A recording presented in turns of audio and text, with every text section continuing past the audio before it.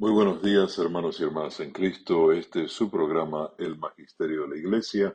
Yo soy el diácono Franco Foti y me da mucho gusto estar con ustedes en esta oportunidad. Y como es costumbre, vamos a comenzar este programa invocando la ayuda del Espíritu Santo. Ven Espíritu Santo, llena los corazones de tus fieles y enciende en ellos el fuego de tu amor. Envía tu Espíritu y serán creadas todas las cosas y renovarás la faz de la tierra. Oh Dios, que has instruido los corazones de tus fieles con la luz del Espíritu Santo, concédenos que sintamos rectamente con el mismo Espíritu y gocemos siempre de su divino consuelo. Todo esto lo pedimos por Cristo nuestro Señor. Amén. Muy bien, muchas gracias, hermanos y hermanas. Como saben, la semana pasada hemos hablado de este documento publicado por el Dicasterio para la Doctrina de la Fe, llamado Dignitas Infinita o Infinita Dignidad, sobre la dignidad humana. Esto fue publicado el lunes 8 de abril, fue el lunes de la semana anterior, y hemos comenzado a hacer el estudio de este documento para, de alguna manera, resumir. La idea de este documento es, eh, este documento busca aclarar, por si hace falta aclaración, la posición de la Iglesia Católica con respecto a los derechos del ser humano, que son derechos derivados de esa dignidad del ser humano que Dios le otorga al ser creado. Y dentro de estos derechos del ser humano están el derecho a la vida, y el derecho a muchas otras cosas que son inherentes a la vida y que también tienen que ver con el tema de la eutanasia, que es la interrupción de la vida a propia voluntad o a voluntad de los familiares, ¿no? Especialmente cuando una persona está en edad avanzada. También el tema de la maternidad subrogada, o como se conoce comúnmente como vientres de renta. Y, por supuesto, también este documento habla sobre el aborto y otros temas que corresponden a todo lo que la dignidad humana engloba. Entonces, la semana pasada estuvimos hablando de este documento y hemos cubierto los primeros 12 puntos de esta declaración. Y hoy vamos a comenzar con el punto 13, que es subtitulado El desarrollo del pensamiento cristiano. Y dice así: el desarrollo del pensamiento cristiano estimuló y acompañó posteriormente el progreso de la reflexión humana sobre el tema de la dignidad. La antropología cristiana clásica, basada en la gran tradición de los padres de la Iglesia, puso de relieve la doctrina del ser humano creado a imagen y semejanza de Dios y su papel singular en la creación.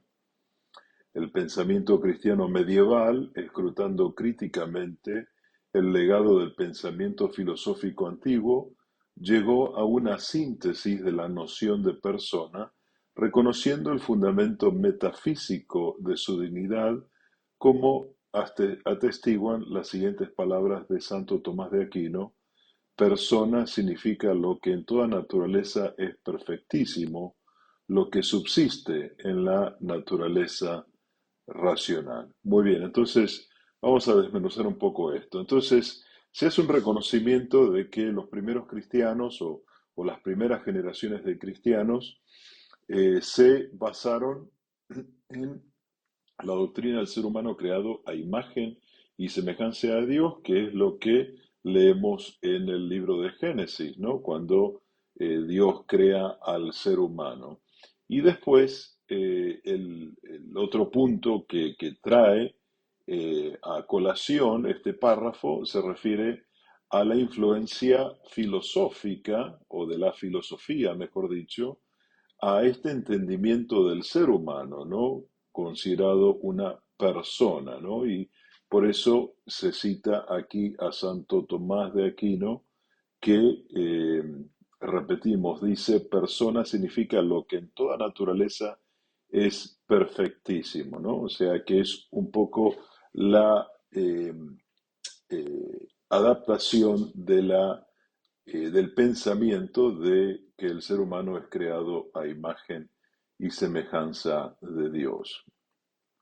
El documento continúa diciendo, en la visión de los pensadores modernos como Descartes y Kant, que cuestionaron algunos de los fundamentos de la antropología cristiana tradicional, se perciben con fuerza los ecos de la revelación. Y aquí revelación con mayúscula, ¿no? Refiriéndose a la revelación de Dios.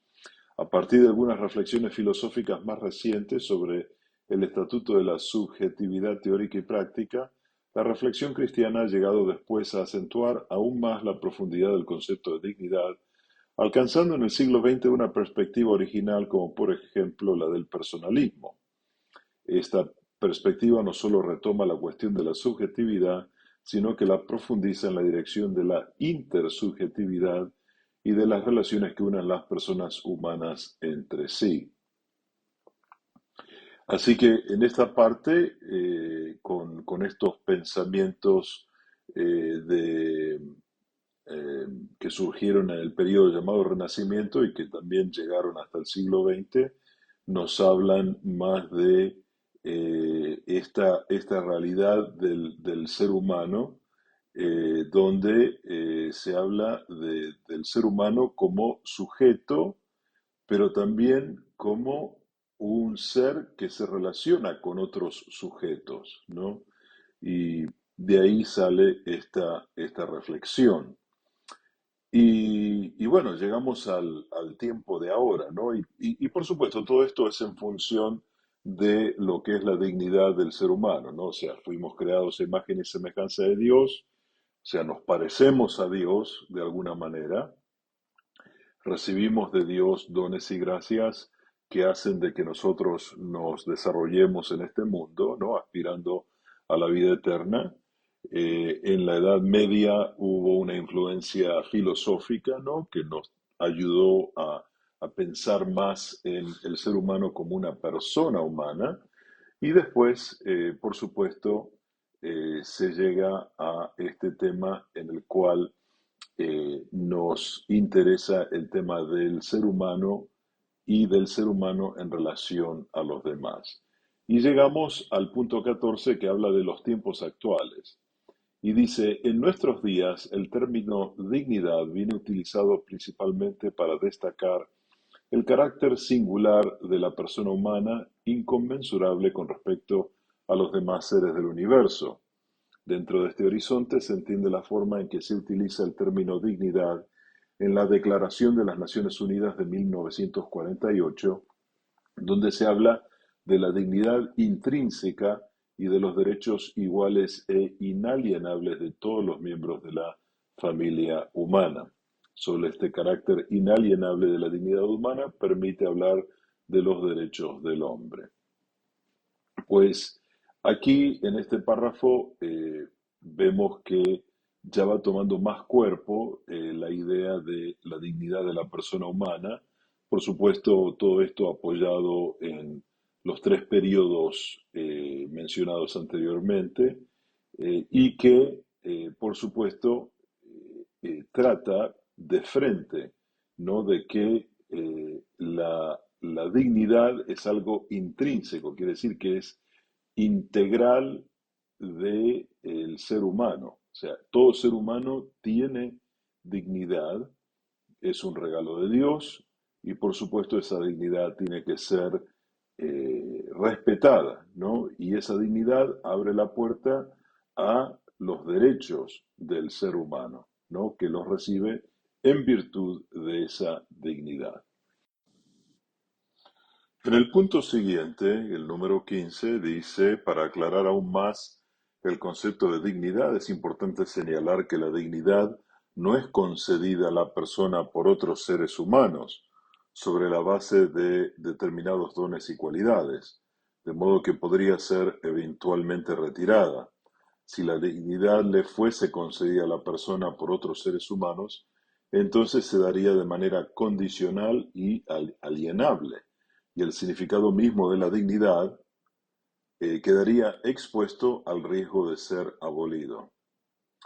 En realidad, la dignidad es intrínseca a la persona, no conferida a posteriori, previa a todo reconocimiento y no puede perderse. Por consiguiente, todos los seres humanos poseen la misma e intrínseca dignidad, independientemente del hecho de que sean o no capaces de expresarla adecuadamente.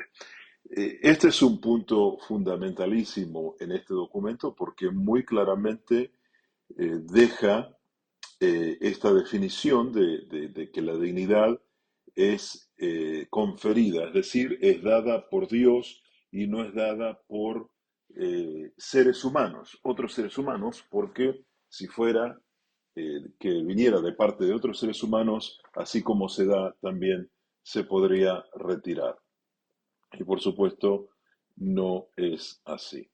Muy bien, en el próximo punto dice, por ello, el Concilio Vaticano II habla de la excelsa dignidad de la persona humana, de su superioridad sobre las cosas y de sus derechos y deberes universales e inviolables, ¿no? Como cita el Concilio Vaticano II. Como recuerda el incipit o la introducción de la Declaración Conciliar Dignitatis Humanae, los hombres, o vamos a decir los seres humanos de nuestro tiempo, se hacen cada vez más conscientes de la dignidad de la persona humana y aumenta el número de aquellos que exigen que los seres humanos en su actuación gocen y usen del propio criterio y libertad responsables, guiados por la conciencia y el deber y no movidos por la coacción.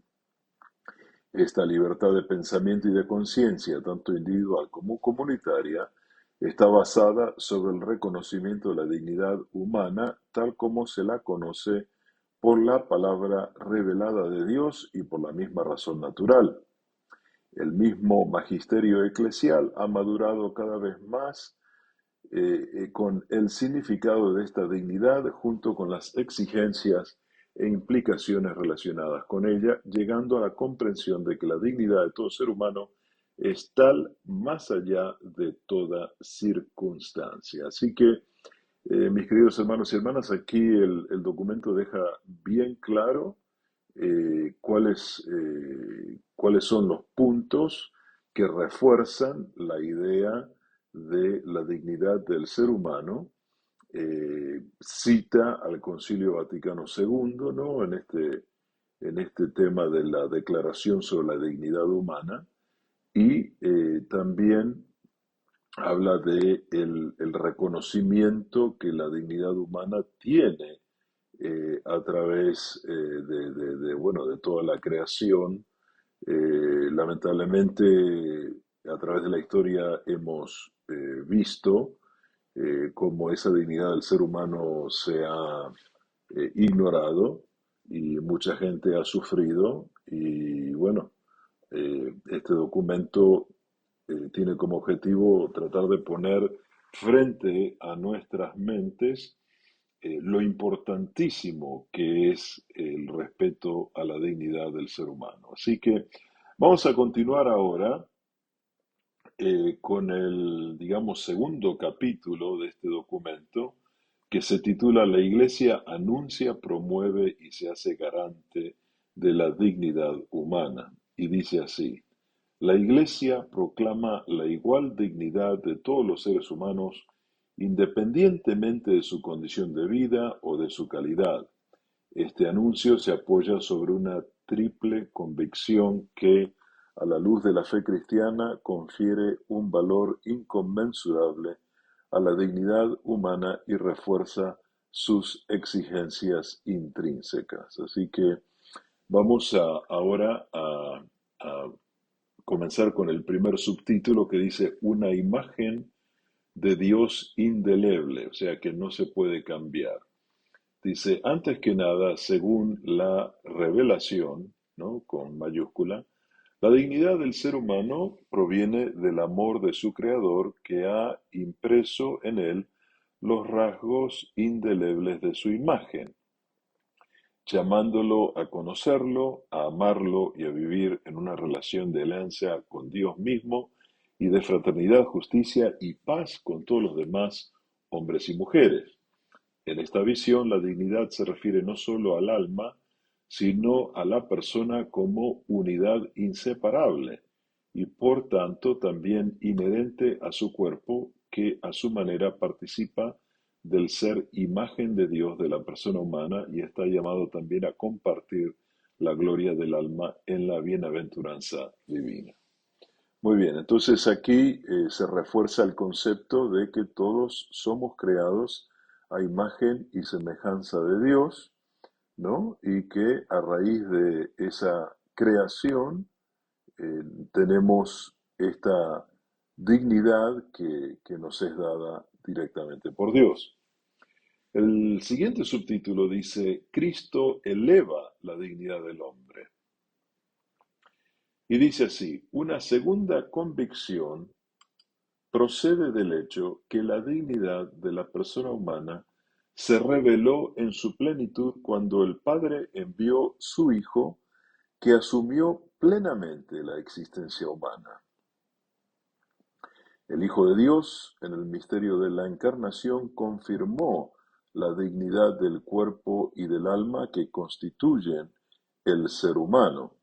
Así, al unirse en cierto modo a cada ser humano por su encarnación, Jesucristo confirmó que todo ser humano posee una dignidad inestimable por el mero hecho de pertenecer a la misma comunidad humana y que esta dignidad no puede perderse jamás.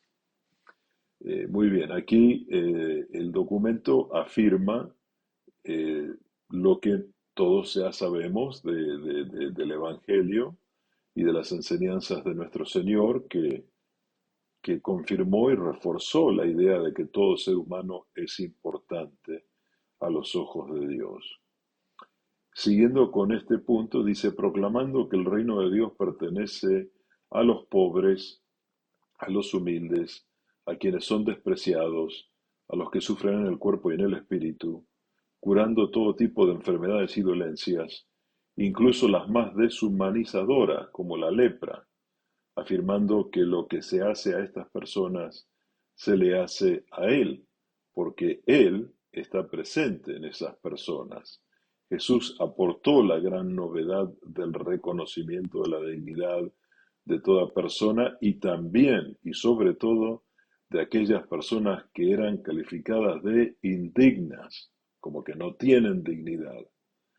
Este nuevo principio de la historia humana, por el que el ser humano es más digno de respeto y amor cuanto más débil, miserable y sufriente, hasta el punto de perder la propia figura humana, ha cambiado la faz del mundo, dando lugar a instituciones que se ocupan de personas en condiciones inhumanas, los neonatos abandonados, o sea, los recién nacidos, que son abandonados, los huérfanos, los ancianos en soledad, los enfermos mentales, personas con enfermedades incurables o graves malformaciones y aquellos que viven en la calle, ¿no? Que son, si me permiten, el reflejo de todas estas personas que en el Evangelio sabemos fueron ayudadas por nuestro Señor Jesucristo, ¿no? Y la misión, por supuesto, continúa. Entonces, esto es importantísimo para este documento porque nos refresca la memoria en que gracias a la venida de nuestro Señor Jesucristo nosotros podemos ver sin ningún tipo de duda quiénes son aquellos a quienes se les niega la dignidad, pero que la tienen porque es un regalo de Dios. El próximo subtítulo dice una vocación a la plenitud de la dignidad. La tercera convicción se refiere al destino último del ser humano tras la creación y la encarnación, la resurrección de Cristo. Nos revela un ulterior aspecto de la dignidad humana. En efecto, la razón más alta de la dignidad humana consiste en la vocación del ser humano a la unión con Dios, destinada a durar para siempre. De este modo, la dignidad de la vida humana no solo está ligada a sus orígenes, a su procedencia divina, sino también a su fin, a su destino de comunión con Dios en su conocimiento y amor. A la luz de esta verdad, San Irineo precisa y completa su exaltación del hombre. El hombre que vive es gloria de Dios, pero la vida del hombre consiste en la visión de Dios. Así que esta tercera convicción, como la llaman en este documento, eh, nos afirma de que esa dignidad del ser humano no concluye, ¿no?, en esta vida humana, sino de que eh, a raíz de esa dignidad humana todos podemos alcanzar esa vida eterna que Jesús nos da con su muerte y su resurrección. Entonces, el destino común de todos los seres humanos es estar en plena comunión con Dios. En el punto siguiente dice, por consiguiente, la Iglesia cree y afirma que todos los seres humanos, creados a imagen y semejanza de Dios y recreados en el Hijo hecho hombre, crucificado y resucitado, están llamados a crecer bajo la acción del Espíritu Santo para reflejar la gloria del Padre en aquella misma imagen, participando de la vida eterna. En efecto, la revelación manifiesta la dignidad de la persona humana en toda su amplitud. Pues este punto reafirma lo que veníamos diciendo, ¿no? Que la- la integridad del ser humano no se refiere solamente a esta vida en este mundo, sino en la vida en este mundo en conexión con la vida eterna. Muy bien. El próximo punto dice un compromiso con la propia libertad. Aunque cada ser humano posee una dignidad inalienable e intrínseca, inalienable significa no se puede alterar. Eh, Desde el principio de su existencia como don irrevocable depende de su decisión libre y responsable expresarla y manifestarla en plenitud o empañarla. Algunos padres de la Iglesia, como San Irineo o San Juan Damasceno, establecieron una distinción entre la imagen y la semejanza de las que habla el Génesis, permitiendo así una visión dinámica de la propia dignidad humana.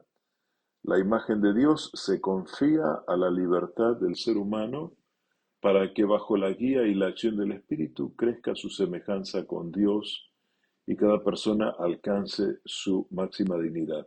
Este es un punto muy importante, ¿no? Porque a veces la gente me pregunta, ¿qué significa eso de imagen y semejanza? Semejanza es el parecerse, y de acuerdo a lo que aquí San Irineo y San Juan Damasceno, padres de la iglesia, dijeron, fue de que, o sea, nosotros somos creados a imagen y la semejanza la vamos obteniendo cada vez más, así como nosotros tratamos de vivir en comunión con Dios, o sea, crecemos en la semejanza con Dios. Y este crecimiento nos permite alcanzar la máxima dignidad como ser humano. Así que con este punto vamos a hacer una pausa y vamos a regresar muy pronto en este subprograma El Magisterio de la Iglesia. Yo soy el diácono Franco Foti y me da mucho gusto estar con ustedes y les pido que permanezcan en sintonía. Regresaré después de esta pausa. Gracias.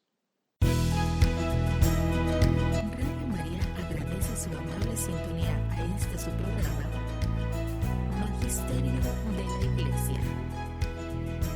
Condujo el diácono Franco Foti.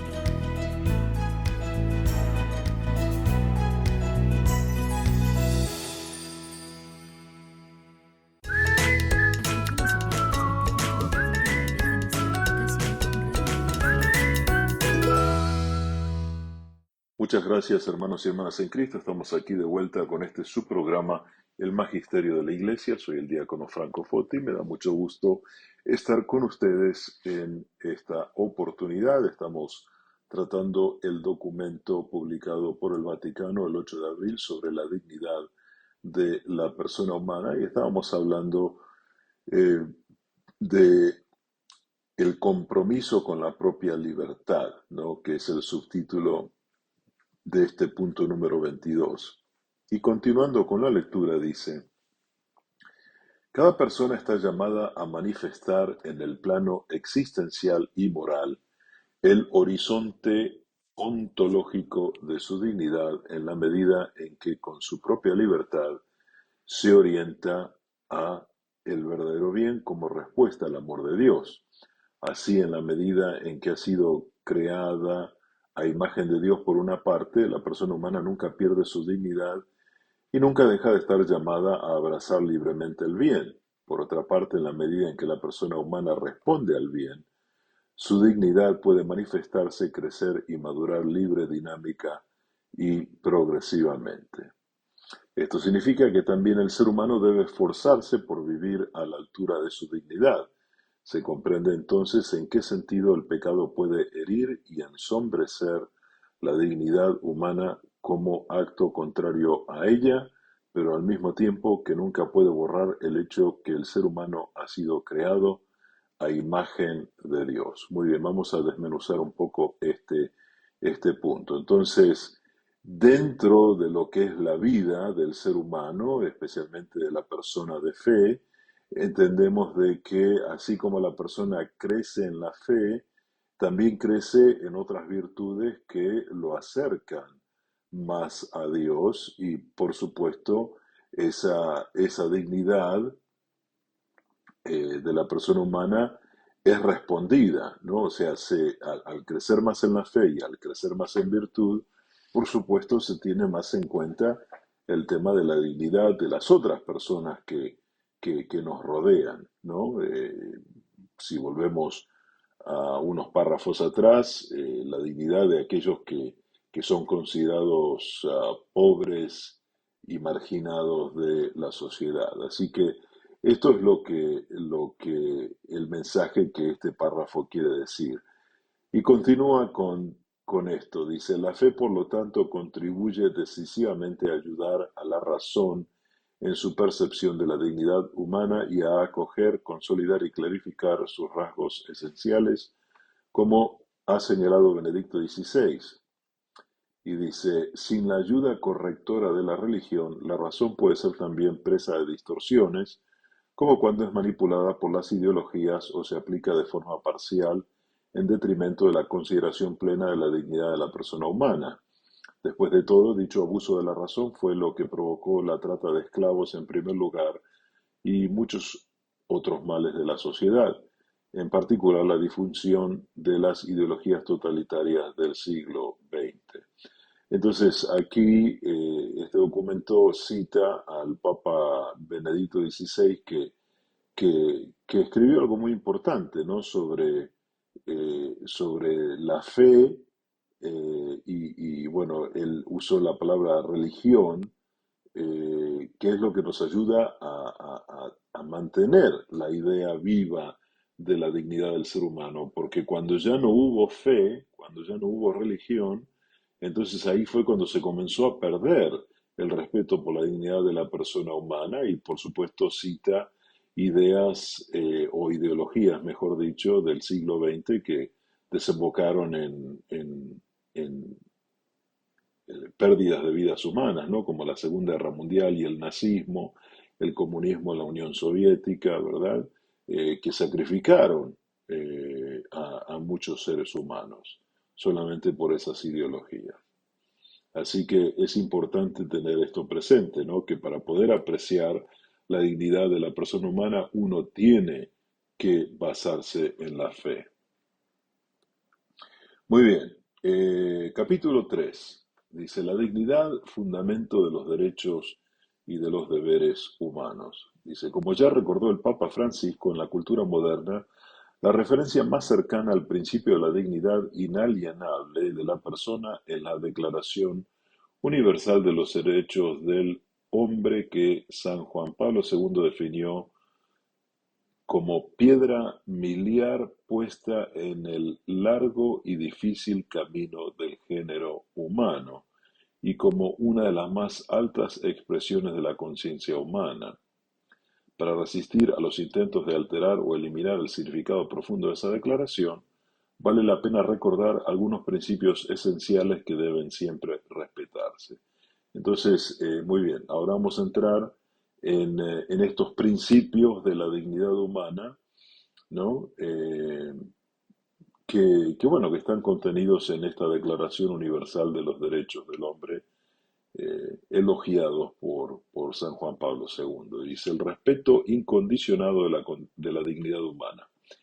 En primer lugar, aunque cada vez hay más conciencia de la cuestión de la dignidad humana, sigue habiendo hoy muchos malentendidos sobre el concepto de dignidad que distorsionan su significado.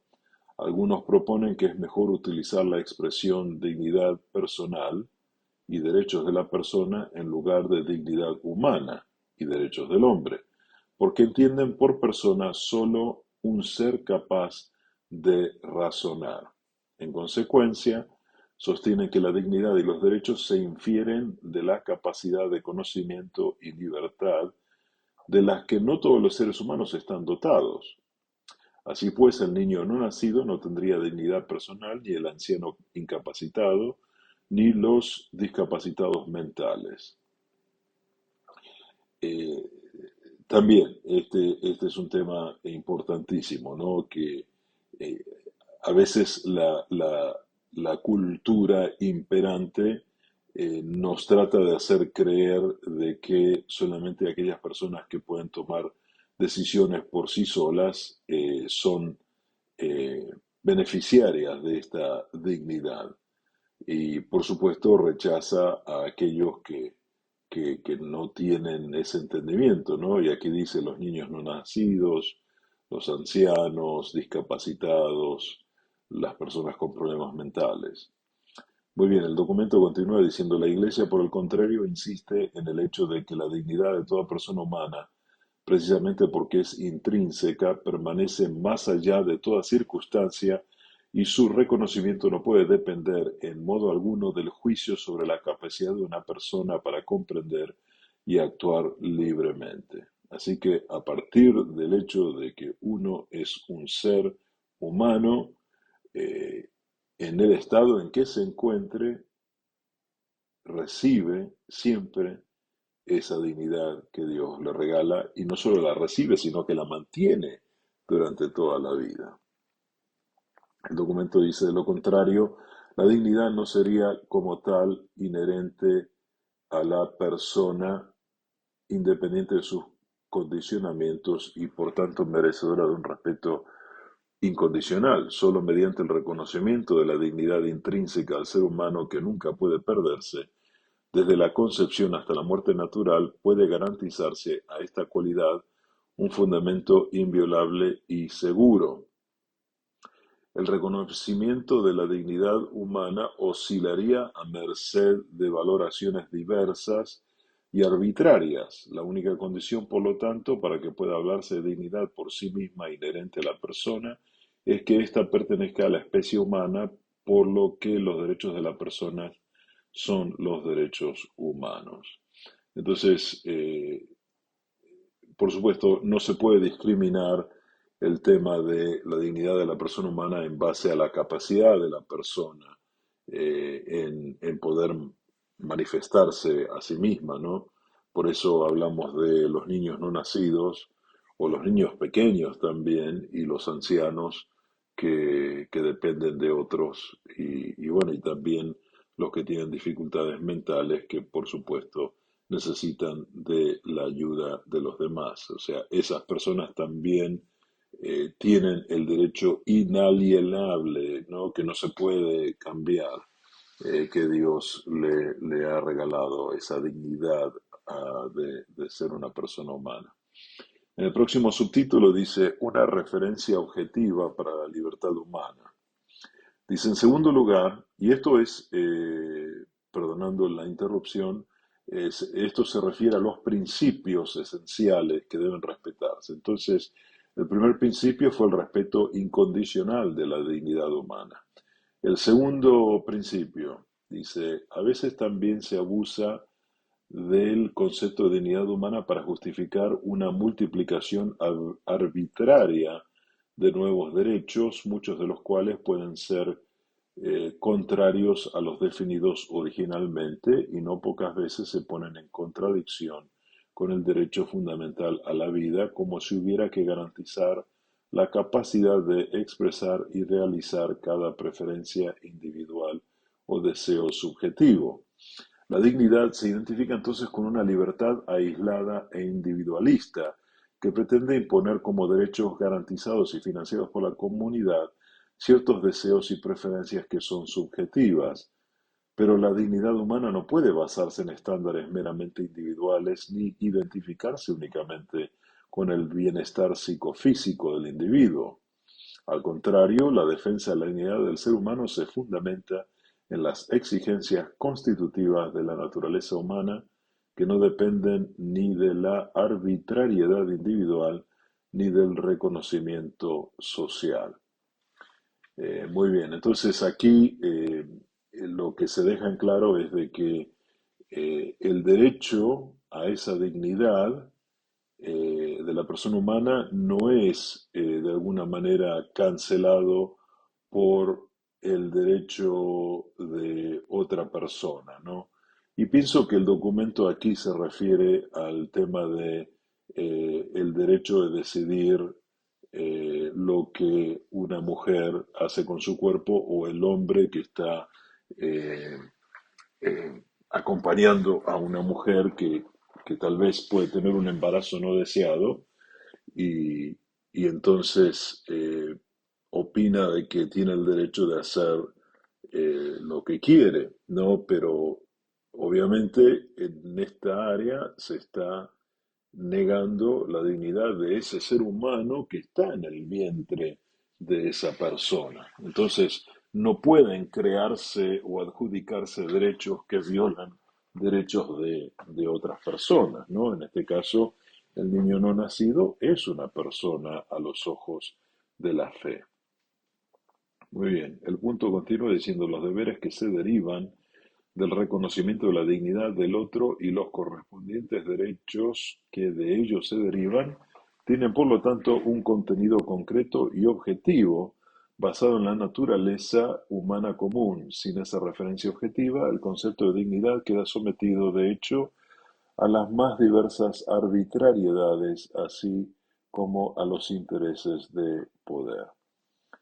Muy bien. El otro principio es la estructura relacional de la persona humana.